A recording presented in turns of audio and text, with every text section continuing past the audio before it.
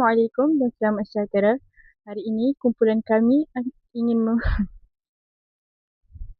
Assalamualaikum dan selamat sejahtera. Hari ini kumpulan kami ingin membincangkan satu situasi halangan literasi di sekolah. Situasi yang kami pilih ialah sekolah Ahmad tidak mempunyai sudut bacaan yang menarik dan guru jarang menggunakan bahan bantu mengajar yang kreatif. Halangan ini telah memberi kesan kepada minat dan juga motivasi murid untuk membaca.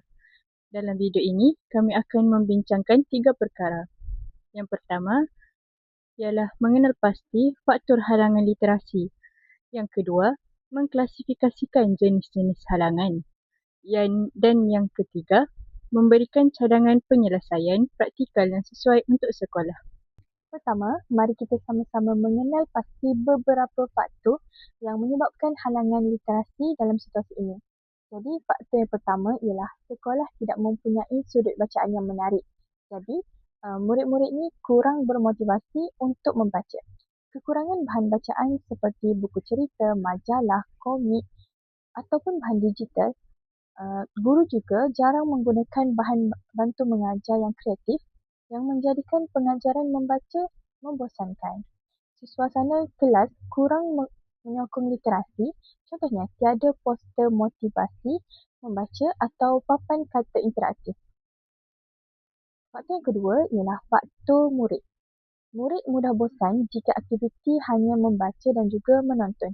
Kurang motivasi membaca kerana tiada galakan ataupun tiada pemberian penghargaan. Jadi faktor yang terakhir ialah faktor guru, iaitu guru kurang menggunakan bahan interaktif atau kreatif dalam PDP. Kurang juga latihan atau masa untuk merancang aktiviti membaca yang menyeronokkan. Jadi secara kesimpulannya, halangan ini merupakan halangan yang utama berkaitan dengan faktor persekitaran sekolah, tetapi faktor murid dan juga guru juga turut menyumbang kepada halangan literasi membaca. Baiklah, seterusnya saya akan menerangkan tentang cadangan penyelesaian, iaitu yang pertama, membina sudut bacaan yang menarik sama ada di kelas atau perpustakaan. Antara contoh pelaksanaan praktikal yang pihak sekolah boleh laksanakan adalah dengan menyediakan rak buku yang berwarna-warni dan mudah diakses oleh murid. Hal ini akan menarik minat murid untuk membaca. Yang kedua, iaitu menyediakan pelbagai jenis bahan bacaan seperti buku cerita, komik, majalah dan juga bahan digital. Hal ini akan memperluas lagi minda murid kerana terdedah kepada pelbagai jenis bahan bacaan. Yang ketiga, menggunakan poster motivasi membaca dan ruang yang selesa dengan kerusi atau beanbag. Hal ini akan mewujudkan suasana yang kondusif kepada murid. Akhir sekali, dengan sudut bacaan yang menarik ini, murid akan menjadi lebih teruja untuk membaca dan membina minat literasi secara berterusan. Cadangan yang kedua, iaitu guru boleh menggunakan bahan bantu mengajar yang kreatif seperti menggunakan kad pembahasan bergambar untuk membantu murid mengenal sesuatu perkataan. Seterusnya, menggunakan buku elektronik ataupun buku interaktif dengan mempunyai pelbagai animasi. Seterusnya, aktiviti permainan membaca seperti bingo kata ataupun mencari sesuatu perkataan. Dengan ini, proses PDP akan lebih menyeronokkan dan murid akan lebih fokus dan juga, serta literasi membaca juga dapat dipertingkatkan. Cadangan yang ketiga ialah aktiviti membaca dan juga sistem ganjaran.